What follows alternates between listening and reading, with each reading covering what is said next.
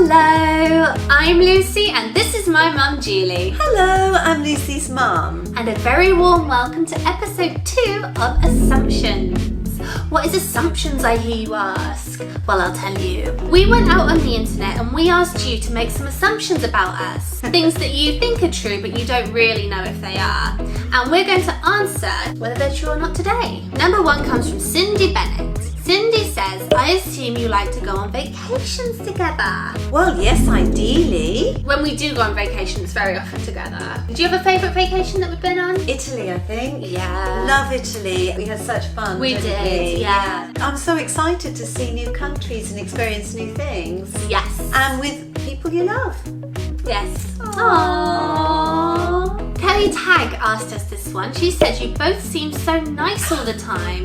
Then she added, what makes you mad? Well, thank you. First off, yeah. The first part of that, you both seem so nice all the time. Would you say that's true? I think we're quite nice, really. I think we are actually, almost to the point of being too nice, you know, like those people who say yes all the time even when they don't want to. I don't think I do that. Oh, I do. No, if somebody asks me to do something and I don't want to do it, then, you know, unless I feel I should do it, no, I'm not really. I don't know if that's being nice though, or whether that's just being a pushover. doormat. Yeah, I think especially in my younger days I was definitely a doormat. But I don't think there's anything to do necessarily with being nice. No. You kind of feel like you don't want to be, oh, that's not nice, you know. You don't want to say what you think. But nowadays I just think, sod it. Yeah. Things that make me mad. Oh gosh. People being rude. I hate that. Oh my God, it really makes me mad when somebody pulls out right in front of you like a right silly person. And you know, it's the only time I see the W word. Oh no. Yeah. And Americans are going, what's the W word? Dogs mess on the pavement. Oh yeah. Oh my God. And Yeah. it's probably right beside a dog bin. I get a little bit angry when people... Kelly, you've opened up a can of worms now. I get a little bit antsy when I see very bad grammar. You're instead of you apostrophe R-E, you know, and things like that. Oh God, I'm getting all angry. I'm just going to sit and wait for her to finish her rant and then I'll say what makes me angry. I have got a few more, but I'm going to stop there. You know what makes me angry? What? Sorry, I haven't finished yet. Being talked over. One thing that makes me very angry is people jumping in front of you in line. We are going to say this in another video, so I don't know whether I should say it now, but British people are very good at queuing or lining up. And when you go to other countries and it's maybe not so culturally ingrained that, you know, you line up in an orderly fashion, that makes me very upset. Or, you know, when someone just steps in front like you're not even there. Yeah. Oh, I've got into a few when we've run out shopping. Where were we where that woman barged in front? Coles. Oh, she just changed completely. I know, and I'm really not a very confrontational person. But Look, your hands are on her hips. Look at this body language, everybody. And I can't remember what I said to her, but I said about 3 words, didn't I? And I can't remember what they were. She didn't even say anything, did she? She stepped I back. wish I could remember what I said. It just came out of me like that. Yeah, it did. I can't remember your exact words, but it was your tone and the way you. It might have even been you. just some. Yeah, well, I'm very tall. So, Yes. and she was a very short person, Yes. so I was probably quite intimidating without meaning to be quite so assertive. I think it might have just been something so simply like, don't mind us or something like that. Yeah, I mean, Claire. Yeah.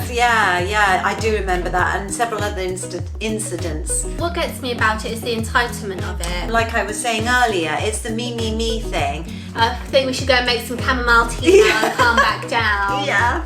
Oh, speaking of tea, this one comes from teacher Jennifer Rose, who says, I assume that you both drink tea. Yes.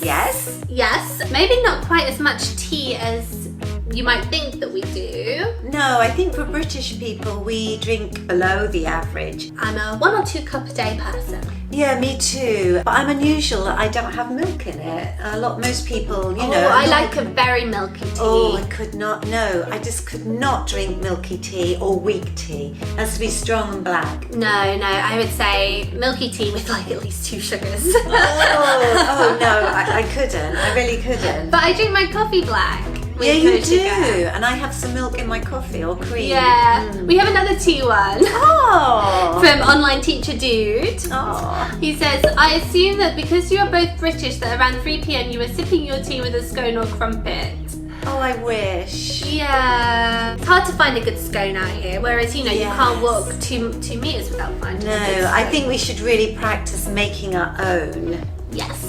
So we don't do that so much out here, but Have we back in the shattered your day, illusions? yeah, I feel like people are like, oh, they're not really as British as we thought. And we have one more tea one from Cindy Pummer, who says, I assume you both prefer drinking tea to coffee.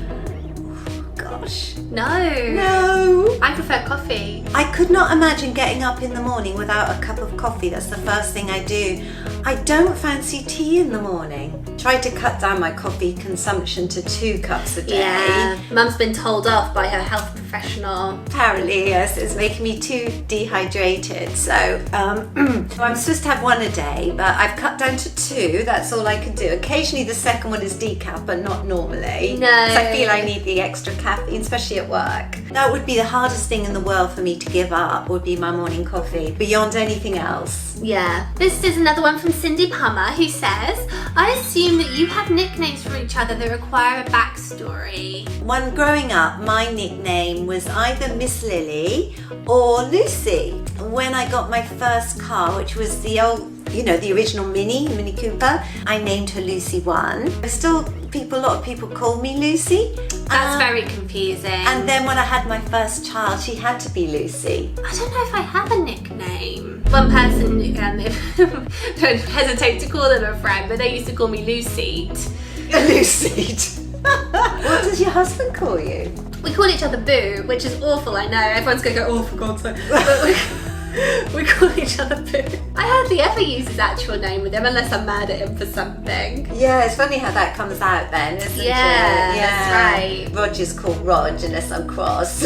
Yeah. Do you know he calls me? What? He calls me gorgeous. Oh, he does. He does, yeah. doesn't he? Bless him. They're all going, oh God, it's getting soppy. Going back to Cindy's actual question. Yeah. I don't know if we have nicknames for each other.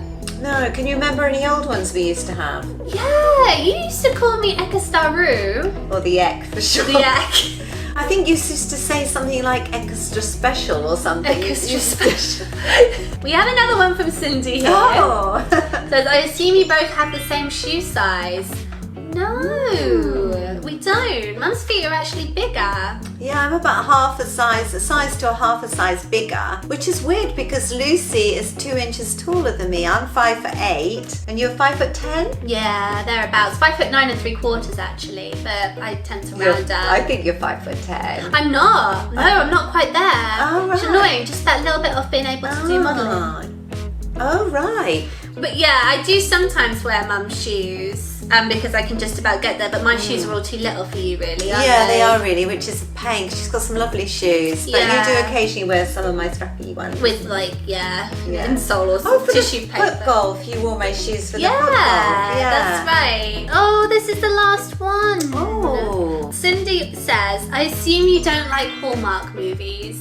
We actually had to look up what these are. Yeah, we did have to Google them, and as far as I could see, they're like romance. We would call them Mills and Boon's paperback, like a romance novel. The novels, Yeah, yeah. like a film version of that. I think there's some light mysteries. It's not really our genre. Am I right in thinking these aren't like the nitty gritty kind of? Yeah. Like I prefer something a bit more rough and ready. Me too. I mean, like, my favourite would be like, oh gosh, like a dystopian, like The Walking Dead or The Return of the Walking Dead. Murder mystery, thriller, crime, that sort of thing. Or a really good historical. I'm pretty much the same, really. I mean, don't get me wrong, like there's times when I'm in the mood for a soppy romance. I think it's nice if you want some escapism and everything. I just like something which challenges a little bit more, I think. Yeah, rather in than just general. be lost in it, yeah. So, I think we'll end there for today, and we do have another one of these assumptions episodes coming because you've all been so amazing with your suggestions. I know, it is very interesting to know what you assume about us, and a lot of the times you are correct. It's been very interesting. Yeah, so thank you so much for providing those, and please like, subscribe and comment, and we'll see you next time. Bye.